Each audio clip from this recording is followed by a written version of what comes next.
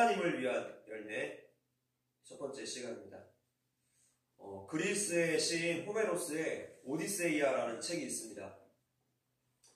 트로이 전쟁이 끝난 후에 오디세우스가 귀향하는 과정에서 겪은 모험 이야기입니다. 오디세우스가 부하들과 배를 타고 고향으로 가면서 어떤 섬에 내렸는데 이 섬 사람들은 로토스라는 열매를 먹는 사람들이었습니다. 이 로토스 열매를 먹으면 행복해지죠, 마음이. 그래서 과거를 다 잊어버릴 수 있는 그런 열매였습니다. 오디세우스의 부하들도 이 로토스 열매를 먹고 자기들이 지금 귀향 중이다 라는 사실을 잊어버리게 됩니다. 가장 중요한 사실, 가장 중요한 목적을 잊어버린 것이죠.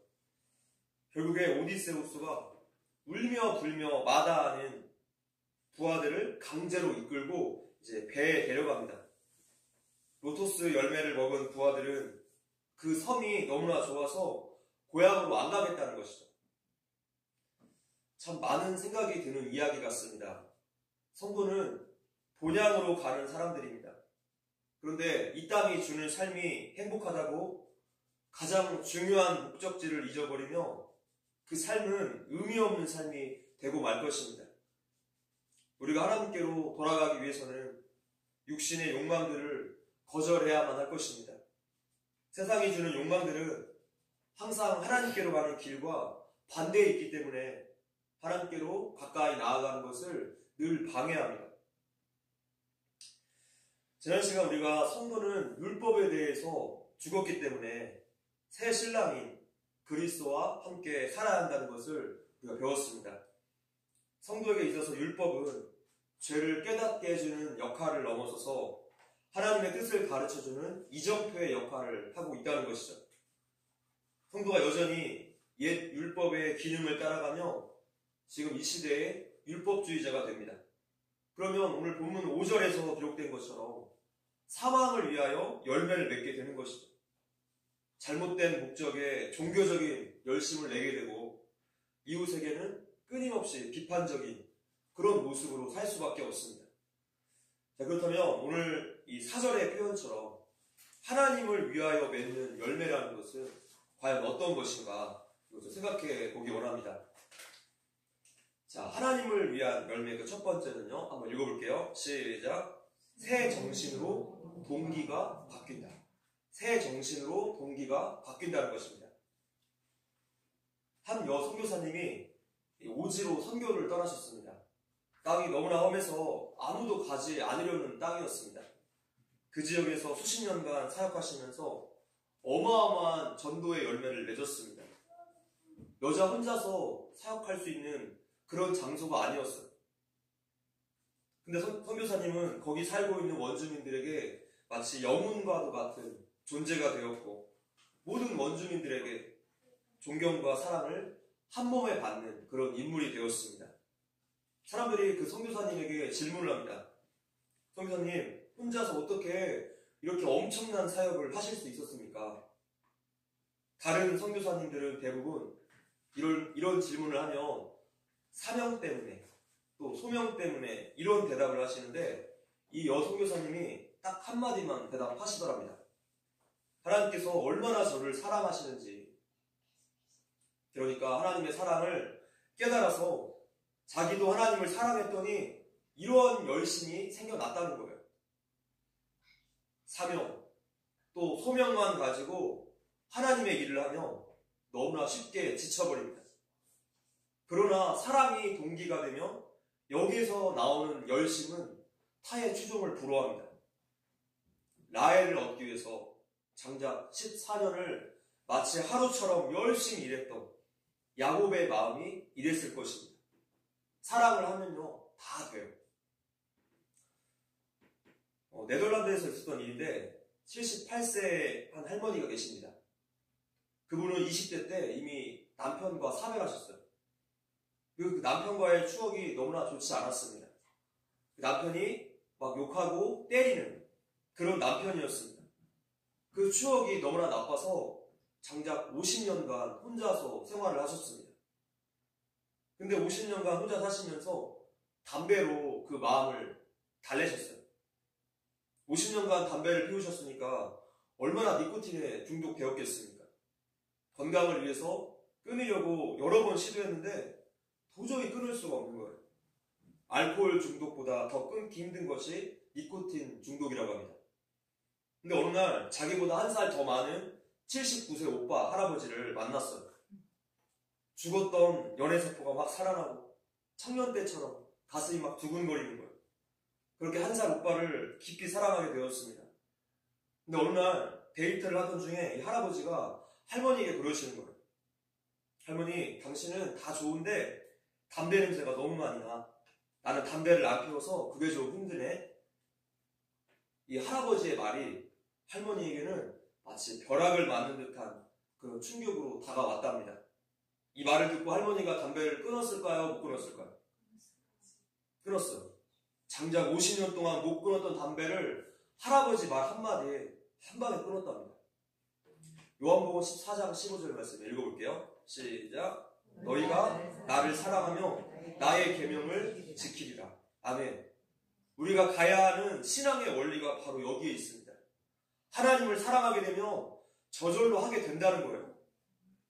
율법주의나 기복주의 신앙의 동기와 전혀 다릅니다. 하나님이 주시는 어떤 복이나 상급을 바라보는 신앙이 아니라 하나님 그 자체, 그분의 얼굴을 구하는 신앙이에요. 우리가 이제 신랑이 바뀌었으며 그 신랑에 합당한 열매를 삶에서 맺어야 합니다. 신랑이 바뀌었는데도 여전히 옛 신랑인 율법의 열매를 맺고 있으며 그것은 온전한 결혼 생활이라고 할 수 없습니다. 이게 실제의 일이었다면 정말 이 결혼 생활이 파탄이 나는 거죠. 전 남편과 계속 연락하고 그렇게 관계하는 아내를 어떤 남편이 용납해 주겠습니까? 행복한 결혼 관계에서는 모든 인생이 사랑하는 배우자의 소원과 그 바람에 따라서 영향을 받아 또 그렇게 바뀌기 마련입니다. 지난주일 오전 예배 때 예화로 말씀드린 그 캐서린 헵번같이 되는 거죠. 자존심 강하고 늘 자기만을 위해 살던 사람이 진짜 사랑하는 사람이 생기니까 배우자가 기뻐하는 일을 자발적으로 하게 되더라는 거예요. 배우자에게 즐거움을 주는 것에서 자신의 즐거움을 찾게 됩니다. 사랑하는 배우자의 바램을 알려고 애쓰게 되고 그 바램에 맞게 자신의 삶을 바꾸는 데서 행복감을 느꼈습니다. 오늘 본문이 말씀하는 신앙의 원리가 바로 여기에 있습니다.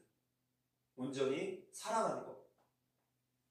하나님은 정직과 순전함과 관용, 진실, 거룩함, 친절 등의 사랑을 너무나 좋아하십니다. 그래서 성도는 우리를 구원하신 하나님을 기쁘시게 하기 위해서 다시 율법을 바라보는 거예요. 그렇다고 해서 성도가 율법 아래 있지도 않고 그것에 얽매여 있지도 않습니다. 그저 사랑하는 마음으로 그분을 기쁘시게 해드리다 보니까 자연스럽게 하나님의 이 법을 따르게 된다는 거예요. 이렇게 순종에도 질적인 차이가 있습니다.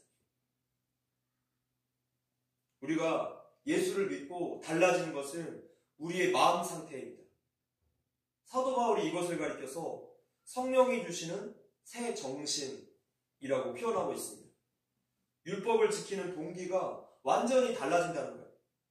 본문 다시 한번 읽어볼게요. 5절 6절 시작.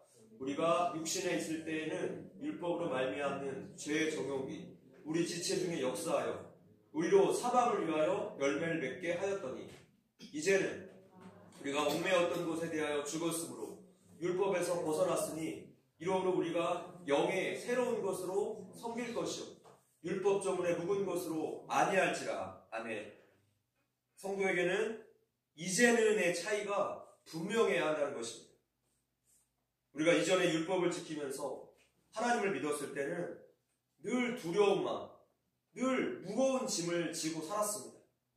근데 이제 예수님을 진짜로 믿으며 성령님이 우리 안에 오셔서 새로운 마음, 새 정신을 주신다는 거예요.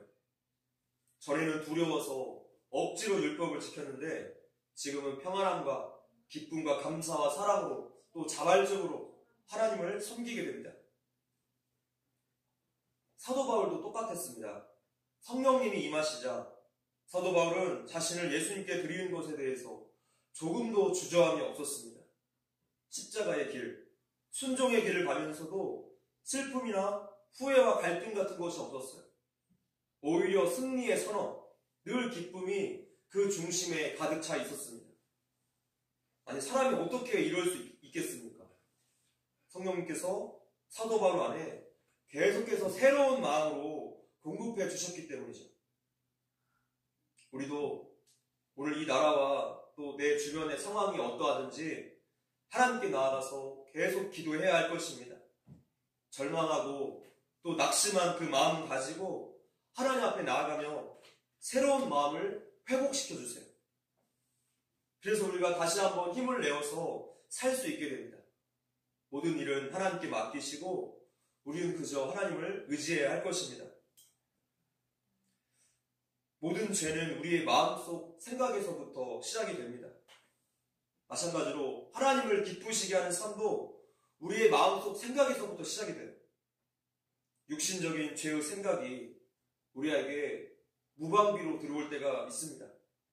불평불만하고 원망하고 부정적인 말들을 늘어놓고 또 우리 이웃들을 미워하고 판단하는 나 자신을 발견할 때가 있습니다. 그럴 때마다 깜짝깜짝 놀라곤 하죠. 그 생각을 멈추고 입술을 멈추고 싶은데 멈춰지지 않을 때가 있지 않습니까? 하루 종일 부정적인 감정이 꼬리에 꼬리를 물고 이어지기도 해요. 그럴 때 일단 하나님께 나아가셔야 돼요. 이사야서 55장 7절 말씀이에요. 자, 읽겠습니다. 시작. 악인은 그 길을, 불의한 자는 그 생각을 버리고 여호와께 돌아오라. 그리하면 그가 긍휼히 여기시리라. 우리 하나님께로 나아오라. 그가 널리 용서하시리라. 아멘. 내 마음에 죄된 생각이 일어나며 즉시 하나님께 나아가십시오. 성령님의 도우심을 당장에 구하셔야 합니다. 하나님, 제가 지금 마음으로 하나님을 기쁘시게 하지 못하고 있습니다. 하나님의 새로운 마음을 부어주십시오. 그러면 하나님이 즉시 도와주십니다. 판단과 미움을 그치게 하시고 불평과 원망을 그치게 하시고 염려를 그치게 하시고 새로운 소망을 부어주세요. 그렇게 기도한 다음에 달라진 내 마음 상태를 발견할 수 있을 것입니다.